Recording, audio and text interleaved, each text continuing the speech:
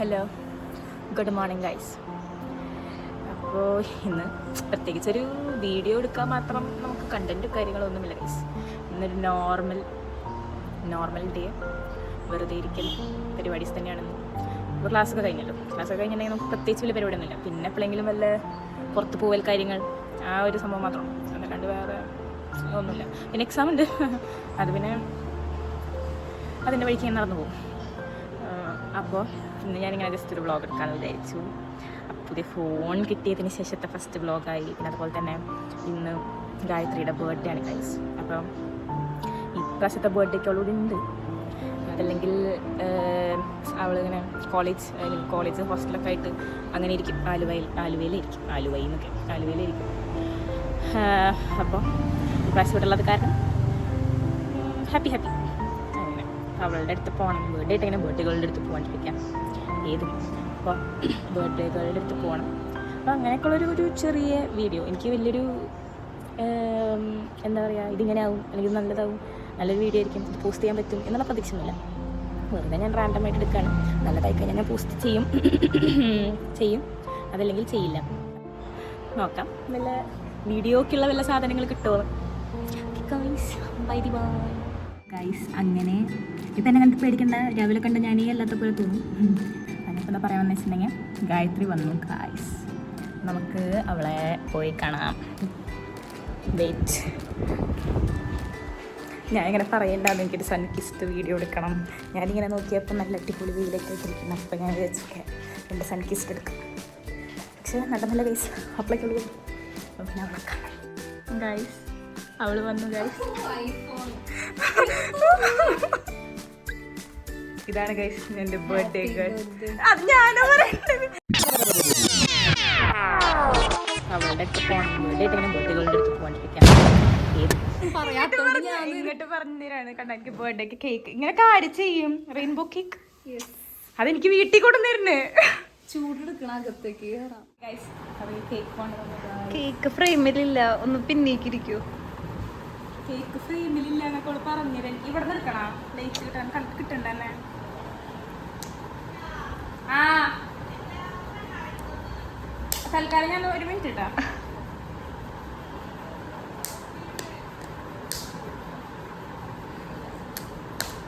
Rainbow കേക്കാണ് guys. കണ്ടോ ആ പലതരം കളറുകൾ. ഈ ക്രീമുള്ള ഭാഗത്ത് നിന്ന് തിന്നണതാണ് കൂടുതൽ ഇഷ്ടം. അതുകൊണ്ട് ഞാൻ ഇതിൻ്റെ ഈ ഒരു സൈഡിൽ തിന്നണം.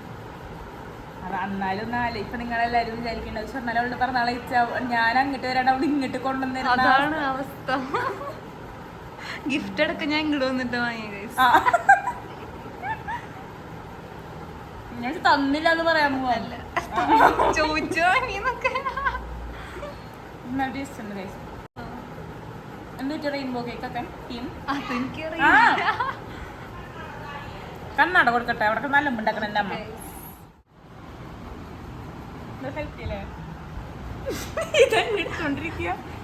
ഓക്കെ ഗൈസ്, ഇപ്പം ഞാനിപ്പോൾ തൽക്കാലം നിർത്തുകയാണ് ഗൈസ്. ഞങ്ങൾക്ക് വേറെ കുറച്ച് പ്ലാൻസ് ഉണ്ട്. Like we want to chill out. So we are going to beach. Bye guys. അപ്പോൾ ഗൈസ് അങ്ങനെ ബർത്ത്ഡേകളെയും കൊണ്ട് നമ്മൾ ബീച്ചിൽ പോകാൻ പോകണം. ഇവിടേക്ക് നോക്കാം കേട്ടോ, ഞാൻ ഇടയ്ക്കിടയ്ക്ക് ഞാനിത് നോക്കിയിട്ട് ഓർത്തരം പറഞ്ഞു ഇവിടേക്ക് നോക്കാം.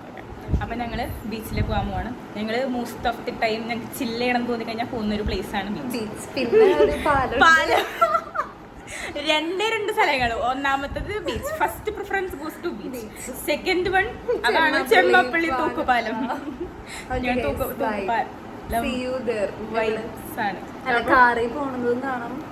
കാണിലല്ല പോണം നമ്മളിന്ന് സ്കൂട്ടിയിലാണ് പോകുന്നത് ഗൈസ്.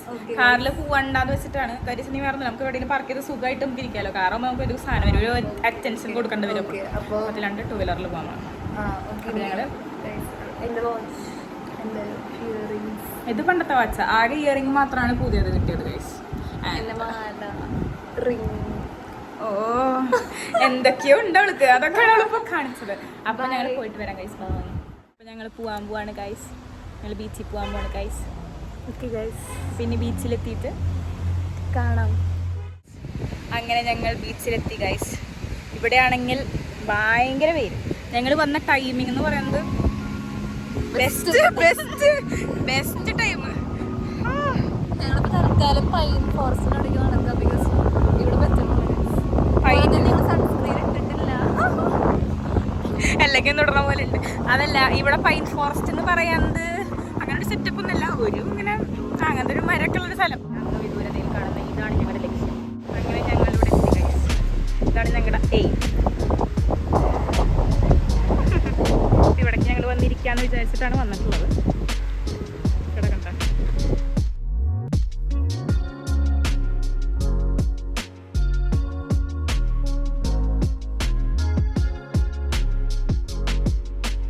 കാട്ടിൻ്റെ ഉള്ളിലേക്ക് എൻട്രി ആയിട്ടിരിക്കുന്നത്.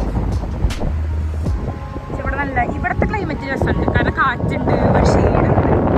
ഇവിടെ ഗായത്രി ഉണ്ട്, അതായത് മനസ്സിലാവില്ല, വേറെ ഓപ്പോസിറ്റാണ് വെയിൽ. അപ്പോൾ ദിസ് പ്ലേസസ് നമുക്ക് കറക്റ്റ് ഒരു ഇരുന്നൊക്കെ സംസാരിക്കാനൊക്കെ പറ്റിയ സ്ഥലമാണ്. ഇവിടെ അങ്ങ് വിദൂരതയിൽ എൻ്റെ കപ്പിൾസിൻ്റെ പക്ഷെ ഇവിടെ നോക്കി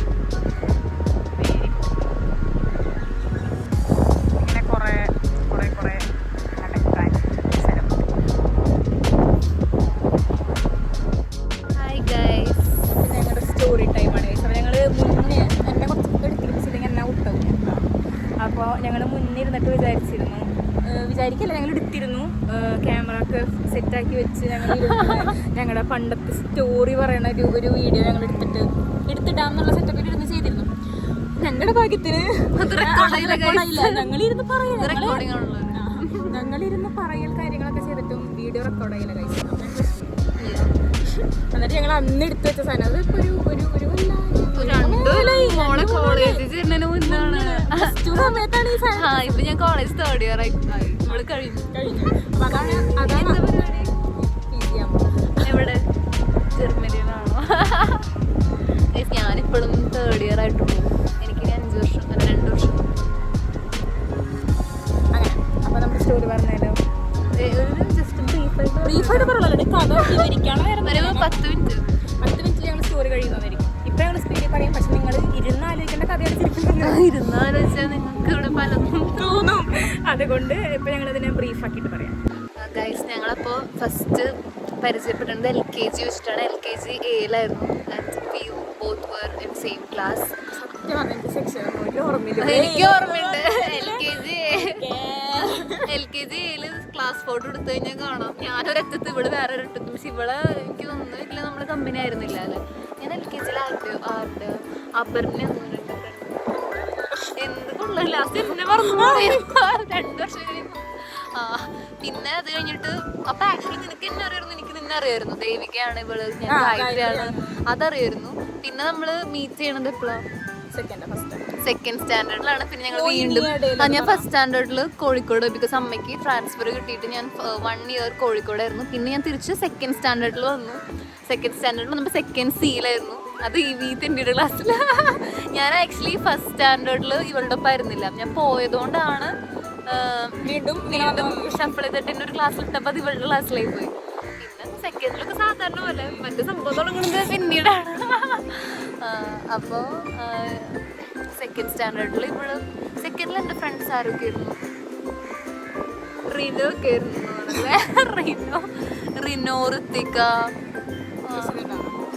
ഋഷിത. നിന്റെ ഫ്രണ്ട്സ് ആരായിരുന്നു? ഓ ഓക്കെ ഓക്കെ ഓക്കെ. അവരൊക്കെ ഇപ്പൊ എവിടെയാണോ? അവർക്ക് സെക്കൻഡ് ഫ്രണ്ട്സ് ഉണ്ടായില്ലല്ല. ഇവരൊക്കെ പിന്നീട് ഞാൻ പിന്നെ ലാസ്റ്റ് ബ്ലെൻഡ് ആയി. പിന്നെന്താ, പിന്നെ ഇവൾക്ക് ഇങ്ങനെ ഒരു താല്പര്യം ഉണ്ടായിരുന്നില്ല. ഞാനും ഇങ്ങനെ ലൈക്ക് ഓക്കെ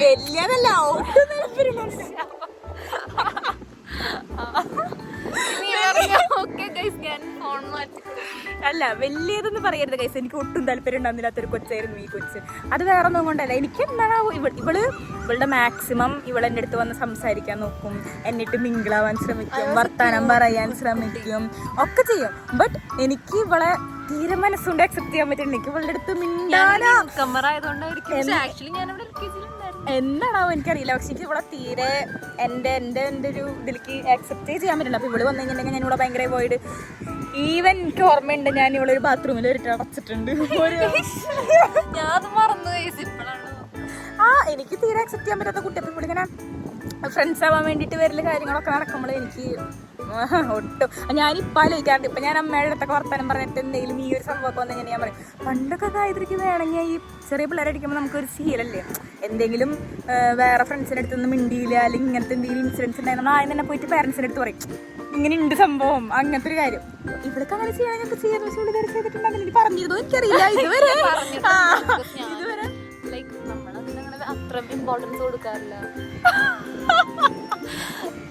നമ്മള് പോസിറ്റീവ് കാര്യങ്ങൾക്കാണ് ഇമ്പോർട്ടൻസ് കൊടുക്കുക. നെഗറ്റീവ് ഓളി.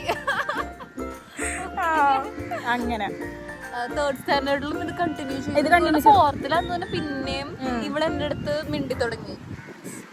പിന്നെയും എന്ത് ഇവിടെ എനിക്ക് പറഞ്ഞത് ഞാൻ ഓർക്കണില്ല, പക്ഷെ ഭയങ്കര സ്വീറ്റായിട്ട് ഫോർത്തിൽ എന്തോ എൻ്റെ അടുത്ത് ഒന്ന് പറഞ്ഞു.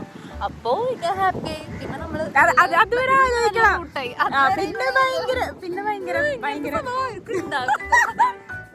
I recommend not to get inspired from her. ഇപ്പൊ ഇൻസ്പയർഡ് ആയിക്കോ, ഇപ്പൊ ആള് മാറിയിട്ടുണ്ട്. ഇപ്പൊ ചുമ്മാ സീൻ. പണ്ട് പക്ഷെ ഇങ്ങനെ ആയിരുന്നില്ല കേസ്, ഭയങ്കര ടെറർ വെച്ചായിരുന്നു. എനിക്ക് ഇങ്ങനത്തെ പ്രശ്നങ്ങൾ ഭയങ്കര കൂടുതലായിരുന്നു. അതെനിക്ക് തോന്നുന്നു ഈ ജാടടി കൂടുന്നല്ലേ, പക്ഷെ എന്നാലൊരു അഹങ്കാരം, ചുമ്മാ അഹങ്കാരം. ഞാൻ പിന്നെ ക്ലാസ്സിൽ പകുതി എത്തിയപ്പോ കയറി വന്നാണല്ലോ, അതായിരിക്കും ചിലപ്പോ മെയിൻ ആയല്ലോ, അതുകൊണ്ടായിരിക്കും. പിന്നെ അതല്ല ആ സമയത്തൊക്കെ വെച്ചിട്ടുണ്ടെങ്കിൽ എല്ലാ പ്രോഗ്രാമിനുള്ള കാരണം ടീച്ചർമാർക്കും പിള്ളേർക്കും ഒക്കെ അറിയാം. ചിലപ്പോ ഒരു സാധനം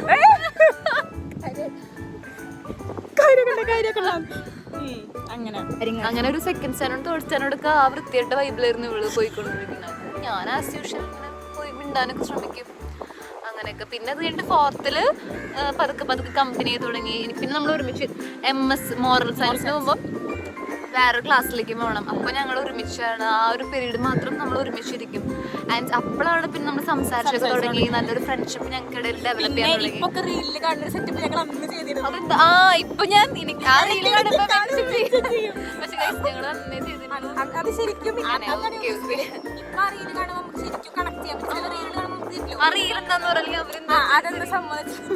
പണ്ട് ചെറുപ്പത്തിൽ നമ്മൾ ഈ മാപ്പ് വരച്ചെടുക്കണ പരിപാടിയില്ല, എന്റെ വീട്ടിലേക്ക് വരുന്ന വഴി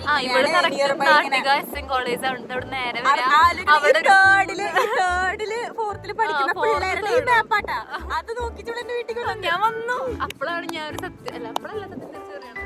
അത് നീ ഫോർത്തിലുള്ള വരച്ചെന്നെങ്കിലും ഞാൻ എത്തുന്നത് 8ാം ക്ലാസ്. ആ സമയത്ത് പോയില്ല, ഞാൻ പോയിട്ട് അപ്പൊ എന്താ സംഭവം എന്ന് വെച്ച് കഴിഞ്ഞാൽ എന്റെ ഇപ്പോഴത്തെ വീട് ഇവളുടെ വീടിന്റെ തൊട്ടപ്പുറത്താണ്. പക്ഷെ ആക്ച്വലി എനിക്കത് അറിയണ്ടായില്ല. ഞാനത് അങ്ങനെയൊന്നും അറിയില്ല, നമ്മൾ ചെറിയ പിള്ളേരല്ലേ. പിന്നെ ഇവളുടെ വീട് തൊട്ടപ്പുറത്താണെന്നൊന്നും അറിയില്ല. ഞാൻ ആക്ച്വലി ഇടയ്ക്കിടയ്ക്ക് വരുന്നുണ്ട്, കാരണം വീട്ടിലെ ആ പ്ലോട്ടൊക്കെ നോക്കാനായിട്ട്. ഇവളുടെ വീട് അവിടെ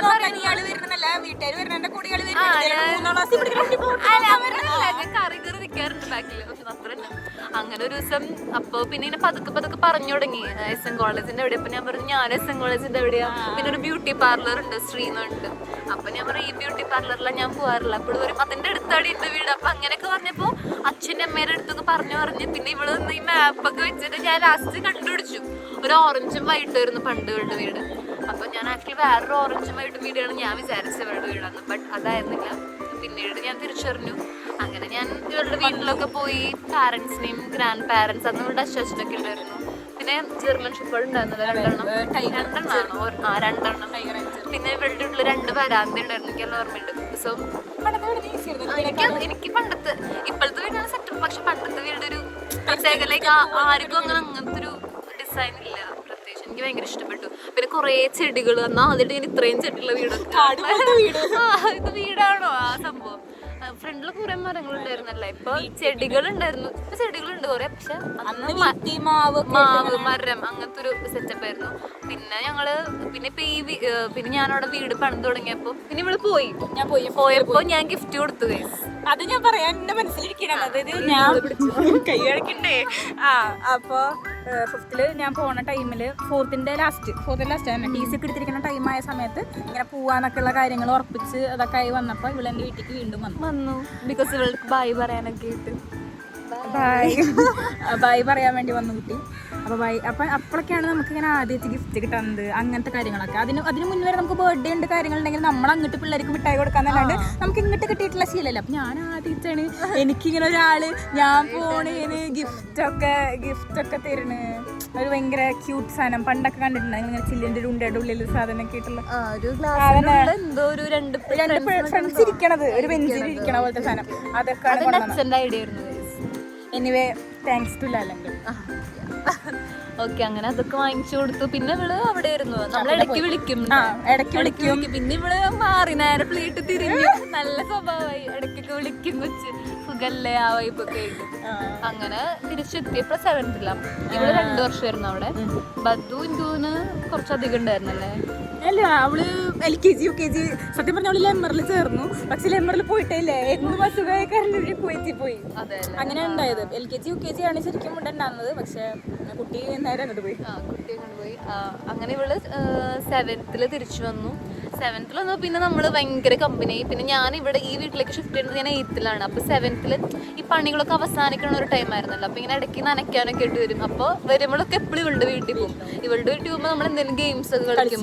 എന്റെ കുറെ ഹെയർ സ്റ്റൈലൊക്കെ എനിക്ക് ട്രൈ ചെയ്ത് തരാറുണ്ട്. പിന്നെ എനിക്ക് ഫുഡ് ഉണ്ടാക്കി തരാറുണ്ട്. അങ്ങനെ കുറെ ഭയങ്കര നമ്മൾ കുറെ ഗെയിംസ് കളിക്കും. പിന്നെ റബ്ബർ ബാൻഡ് കൊണ്ട് എനിക്ക്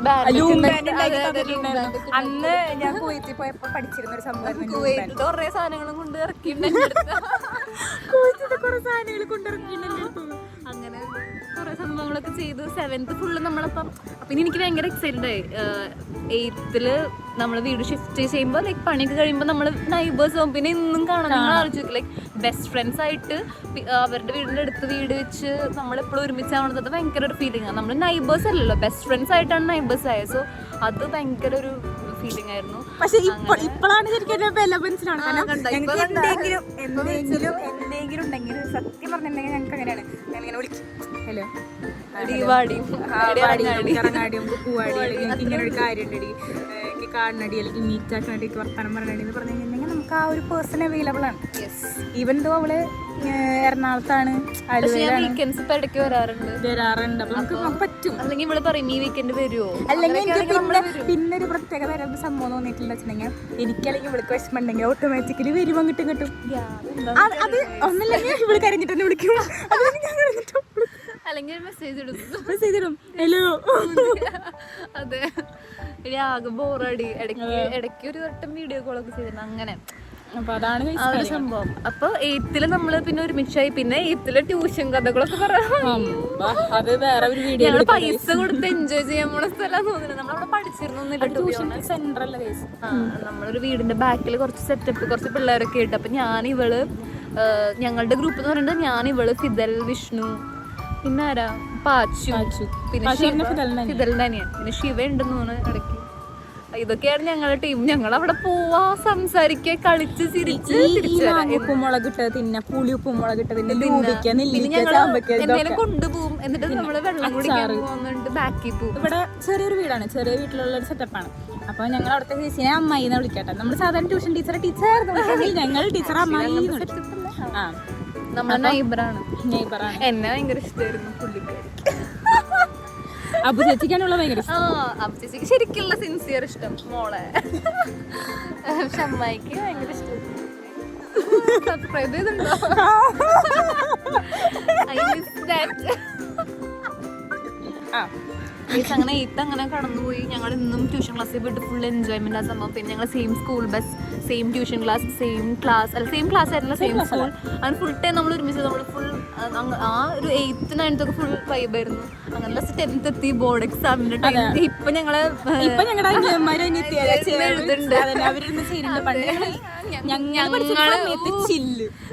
അവരിപ്പൊ പഠിക്കണ ഞാൻ പഠിച്ചിട്ടില്ല.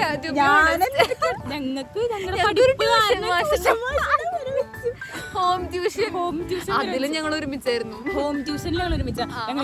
ഞാൻ രാവിലെ 5 മണിക്ക് എണീറ്റ് ഇവളെ വീട്ടിൽ പോകും. 6 മണിക്ക് സാറ് വരും. എന്നിട്ട് ഞങ്ങൾ ഇരുന്ന് പഠിക്കുമല്ലോ. ഗുണമൊന്നും ഉണ്ടായില്ല, സ്പെഷ്യലി മാത്സിന് ഒരു പ്രത്യേകിച്ച് ഗുണമൊന്നും ഉണ്ടായില്ല. അതല്ലടി നീ ആ അനുഭവം പറഞ്ഞു. നമ്മളിങ്ങനെ പ്രാർത്ഥിച്ചിരിക്കും വരെ സാറ് വരില്ലെന്ന് പ്രാർത്ഥിക്കും. ഇടയ്ക്ക് പുള്ളി വിളിക്കും, ഇന്ന് വരാൻ പറ്റില്ല. പിന്നെ ഞങ്ങളുടെ മതം. അതെ, അങ്ങനെയാണ് 10th പാസ്സായി. പിന്നെ 11th 12th ഞാൻ സ്കൂൾ മാറി സെന്റ് തോമസ് ആയി. ഇവള് കണ്ടിന്യൂ ചെയ്തു. അപ്പോഴും നമ്മൾ കാണും വീക്കെൻഡ്സ് ഒക്കെ. അപ്പോഴും ഇതുപോലെ തന്നെ നമുക്ക് ആ ഒരു ടച്ച് വിട്ടില്ല. ആ ഒരു സംഭവം. പിന്നെ എന്നിട്ട് കോളേജിലേക്ക് പോയി. അപ്പോൾ എനിക്കൊരു ചെറിയ ഡൗട്ട് ഉണ്ടായിരുന്നു, കുറച്ചുകൂടി ഇവിടെ വീട്ടിലേക്ക് പോയിട്ടുണ്ടായിരുന്നു. അപ്പോൾ കരച്ചിലൊക്കെ വന്നു. പണ്ടത്തെ ദേവികല്ല, കുറച്ച് പണ്ടത്തെ ദേവികല്ല. പണ്ടത്തെ ദേവികാണെങ്കിൽ